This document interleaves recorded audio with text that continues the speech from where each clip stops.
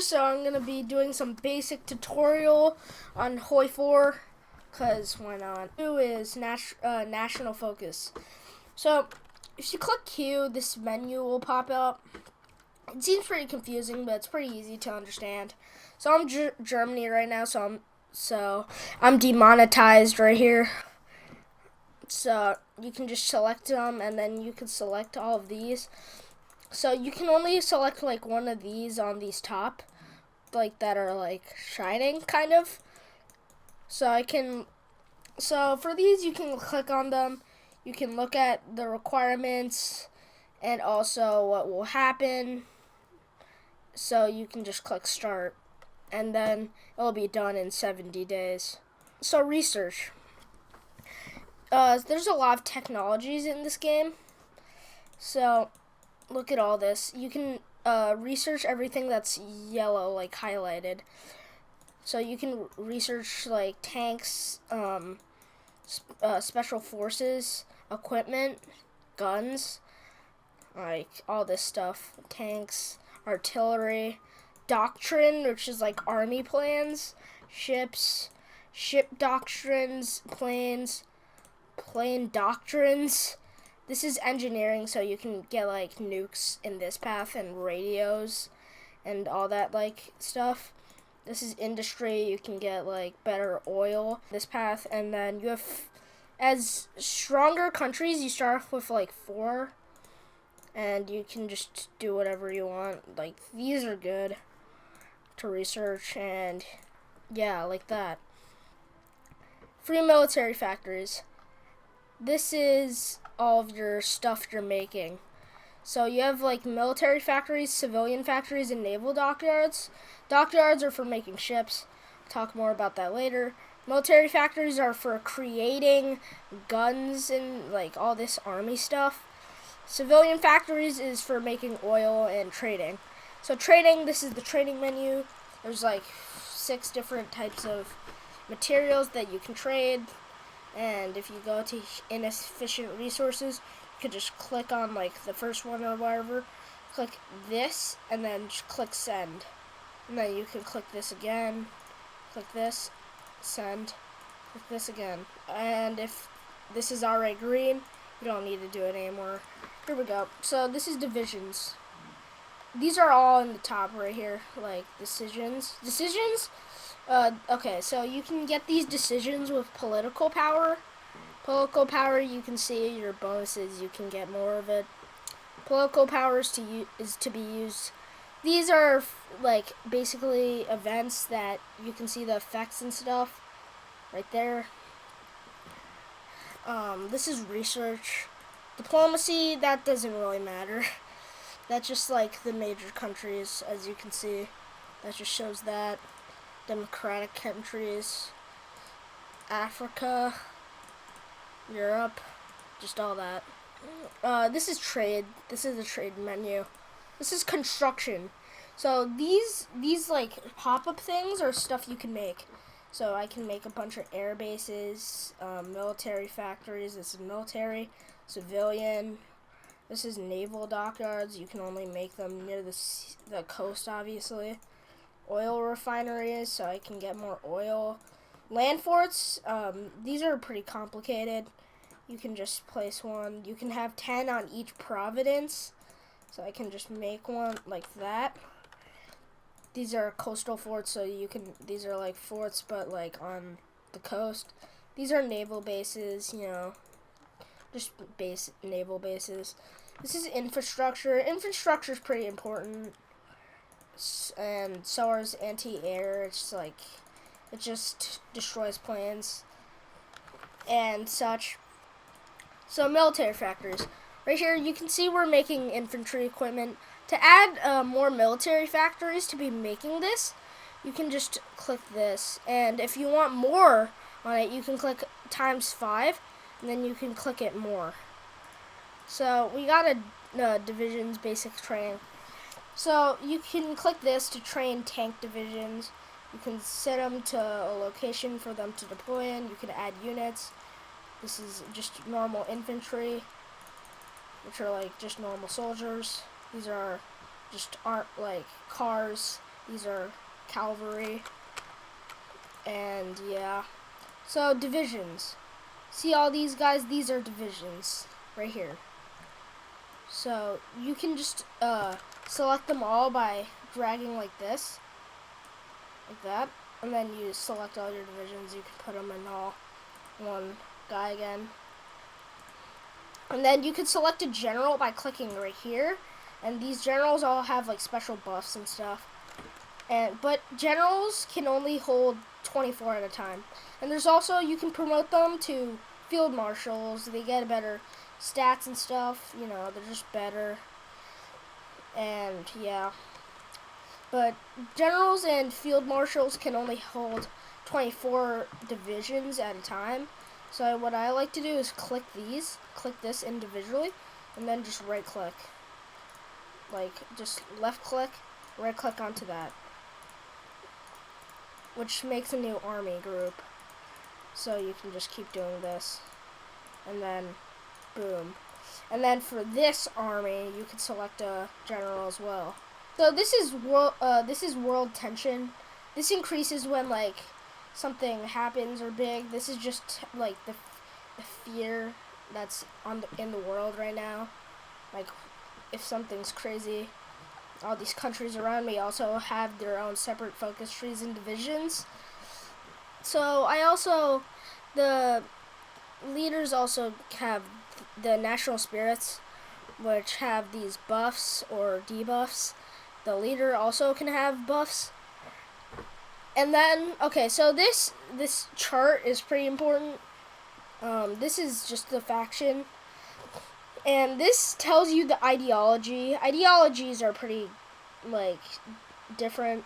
Non-aligned are just monarchies. This is fascists. This is communists. This is democracies. So, I'm playing as demonetized, so I'm fascist. And, okay, so this is the complex part. There's many military staffs, so, as you can see, for 150 political power, I can appoint these guys. And these guys will just give me many different buffs to my gameplay. This, you can change your economy laws, which means you can change these. And yeah, it's just better. Change it into the one you want. Limited exports. This is the trade law. You can just like get the different ones you want, and it just helps. Conscription. Okay, so this is for this manpower. Manpower is very important because it just makes your army do more damage and crap. So disarmed nation, 1%. This is like the higher percent this recruitable population says, the more manpower you get. But it also could get debuffs like training time, like takes more time or like worse output. So yeah. Also, these are just these are army commanders. All this. You can just appoint these guys. Okay, so that's the basics that you can do in the beginning of the game. So time to select your fleet. You can combine them using this button. You can merge navies. So you can just move your ships and such, and like let's say these ships over here, I can move them all to one port by right clicking, and then so you can pause by space. You can also click this to increase or decrease your speed you want to play, and then you can combine all your ships and stuff. So when it's on hold, you can just move them wherever you want. So these are all the C's. So you can either patrol, search, or destroy, convoy raiding, and convoy escort. So what I like to do is just click search and destroy, and you can just send your ships out to these C's, and they'll protect you. Same thing with the armies. There's also naval commanders, like this guy, or all these guys that have their own buffs and stuff. And also, your ships can be easily destroyed, and this is to repair.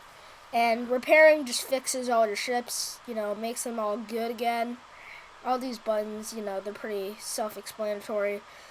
You know, delete navy, split fleet, never repair, repair now, automatic split, create new fleet, it just makes sense. Coal power, I already showed you this. This is stability. More stability you have, it just helps with producing stuff and factory output. War support, higher war support gives you a buffs to your army and also just helps your army fight better. Convoys are just the amount you can use to trade. Factories are just all your factories, like naval, military, and civilian factories combined. This is your command power. Command power can be used mostly to just turn generals into field marshals by clicking this. So this doesn't really matter. Army experience is good because it can change your template. Okay, templates. Okay, they're this. This is really complex. So you can just check their equipment, but it doesn't matter. But you can add these with your army experience that you gain when you're at war, and you could just upgrade your army battalions and such. You can add special forces, and also give them more stats basically. And these have debuffs and also increases, but mostly they just make your army different and stronger if you make it correctly. Okay, so now to deploy troops, you just click this button when this is the equipment meter. So when this equipment meter reaches the full percent, and also this training reaches this full percent, it will auto deploy. But if it says you can deploy already, you can also just deploy automatically just by clicking this. You can deploy them early, but they won't be as strong and have all that equipment and stuff. So yeah. Logistics. So logistics, you can just check if you're in a deficit of equipment, which is just, and to make equipment and stuff, you need resources. So if you don't do that trading thing, you'll just not be able to have a strong military. Okay, so here's the military aspect. Let's invade a pretty big country. Let's invade Czechoslovakia. Well, they're also guaranteed. Okay. So, you can right-click on other countries, and by the way, all these question marks right here, they're other countries' divisions. So, you can right-click on another country, and you can see this whole bar of stuff you can do. This is also the focus tree. You can't really tell much from it. It's just you don't know. And okay, so it just says here's the diplomacy. You can be improving relations, which just so this is relations, and this is the election. Could change the leader, but yeah. So it could just this is the opinion. So this just means that they don't like me. So yeah, it's just whatever. They'll if they don't like you that much, they'll maybe go to war with you or not help you. So yeah, that's just what this is for. You can improve relations by doing this, but it costs political power. This is ask for military access for your troops to move in, but since they don't really like me, they won't do it. I can guarantee independence, so when another country goes to war with this country, I can choose whether or not I can just protect it. This country. Send this thing is just to get a better opinion on both sides. This is request licensing production. You can just steal their like equipment and stuff. Send lend lease. This is so you can send guns and crap to them. Request lend lease, so you asking for them to send guns. Some volunteers, there's just like if they're at war, then you can just send volunteers, like your soldiers, to just volunteer for their side. Okay, expeditionary force is basically just you asking if they want some troops. And return expeditions, you just get back your force of troops. Boost party popularity, I can just boost fascism in their country. And stage a coup, I can just make a coup in their country that's communist or fascist. Okay, so let me go through this army thing. So to declare war, you have to justify a war goal, or you can get it through an event with your focus tree. But the main way to declare war is to justify a war goal.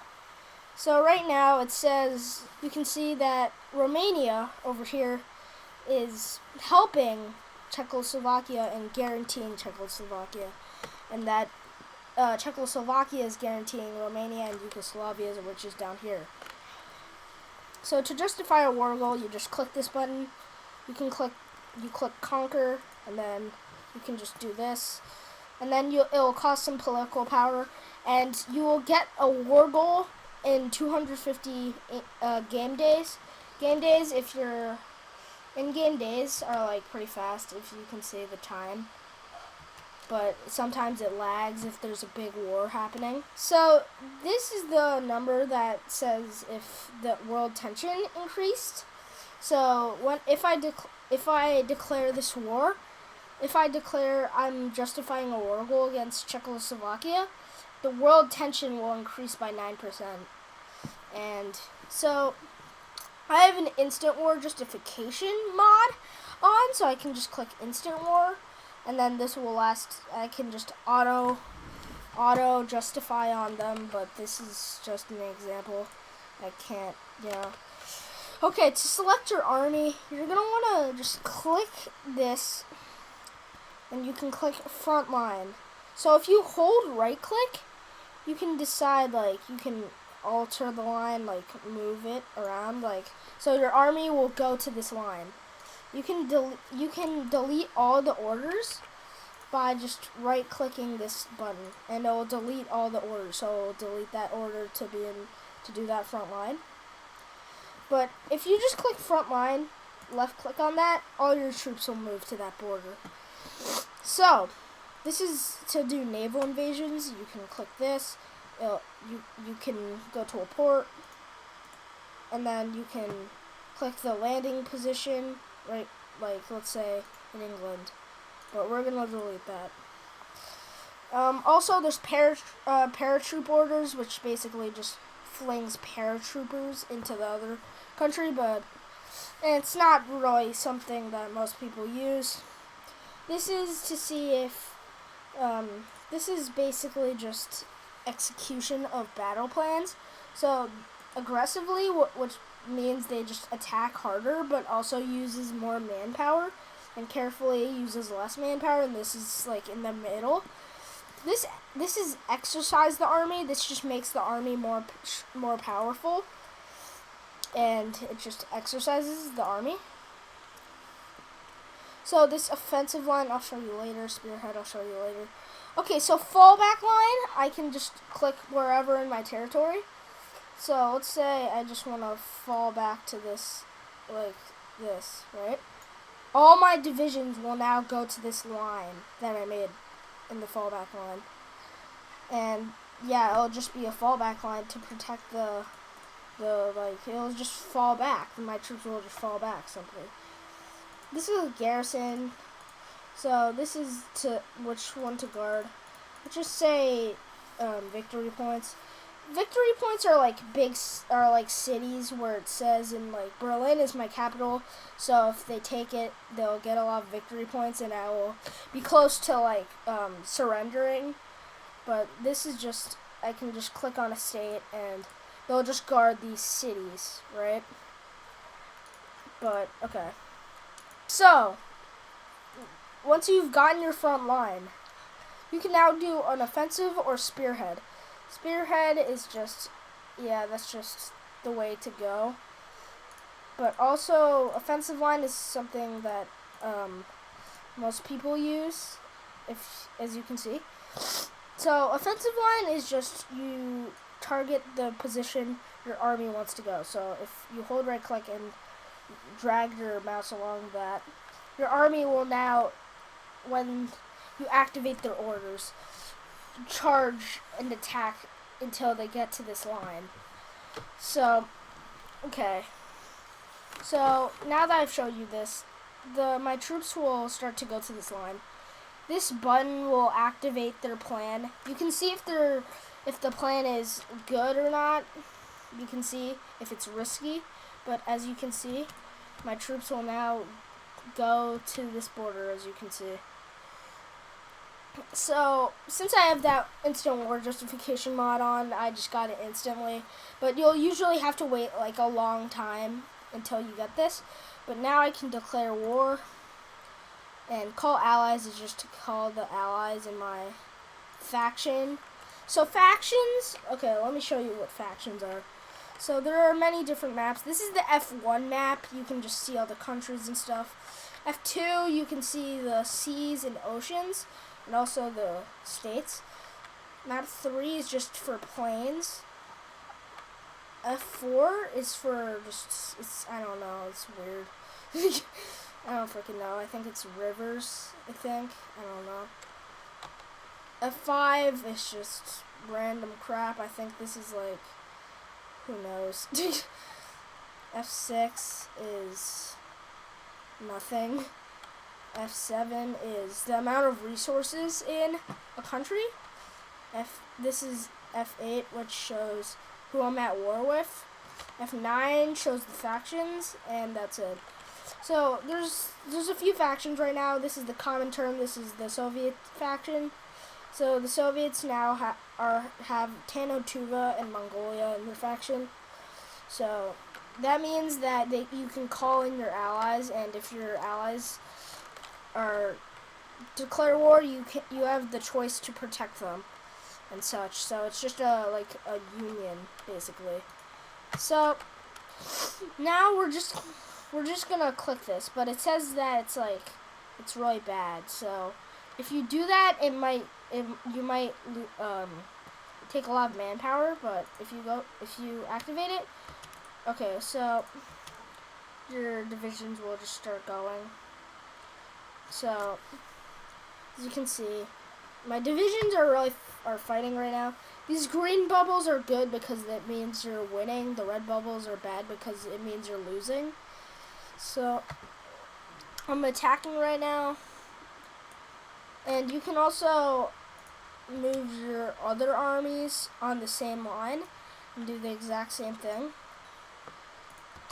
And yeah, so as you can see, I'm doing pretty good against this country, this small, weaker country, because I have obviously better crap than it. So, okay, so when I declared that war, I bypassed that Rhineland focus, and so now I can choose something else. So let's say I want army innovations. I can just start it. That's simple. That's simple. So I'm starting to just tear up the Slovakians, as you can see, because I'm just winning on all fronts, as you can see, and I have not lost land. So if you right click on your own country, you can see all this like slightly brighter stuff is the land you've gained. So I'm at war with Romania as well, because they were guaranteeing Czechoslovakia. So now I have enough political power right here to change my government. So right now I can just see. So I want military staff so it can increase my army's strength. So I want an army offensive because it increases attack these guys, they all have their separate strengths, but right now I'm going to want an army offensive so I can do more damage.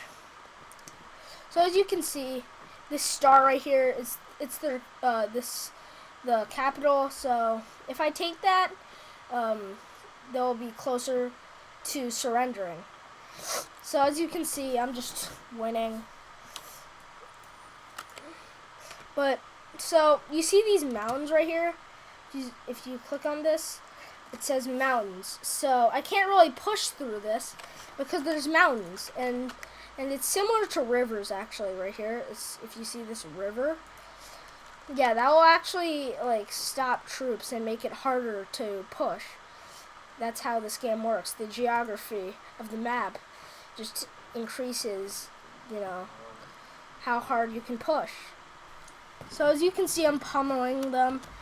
So these decisions, yeah, they're whatever. It doesn't matter. You can choose to do them, but I'm too lazy to, and they don't really impact your game much. So let's modify my government again. So I'm gonna want an infantry expert. So this will just increase my infantry division's strength. And okay, so these planes, I should probably use them. So I can bring these planes in, and I can just air superiority.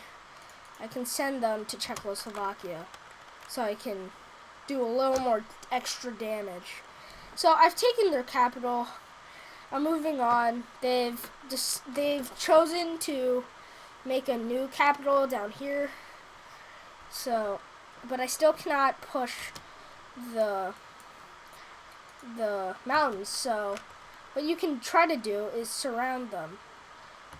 Well, I just got surrounded, so this is not a good example. Actually, oh wow, okay.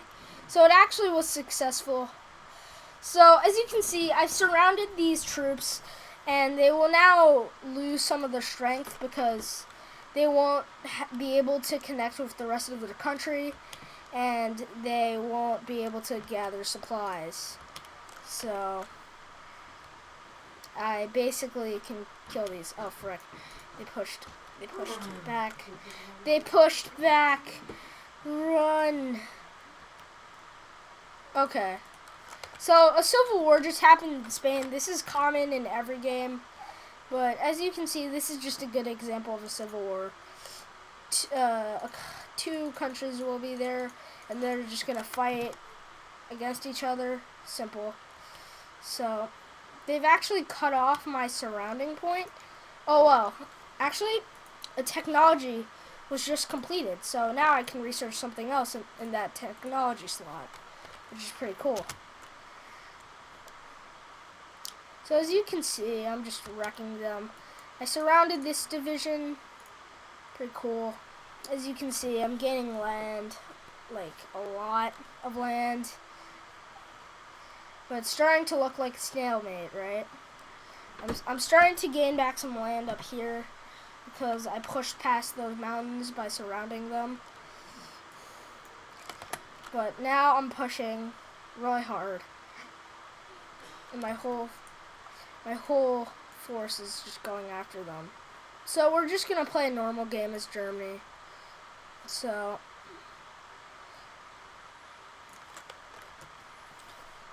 I can easily now go here, and Czechoslovakia was defeated. So in this peace deal, as you can see, you can either choose to puppet them, which just means that it's now a country that's completely under your control, or you can just take all the states. I'm gonna just do that. So now this is just my country now. But the thing is, I'm still at war with Romania. So I'm going to have to reselect my front line to deal with them. So I'm going to want to reselect them.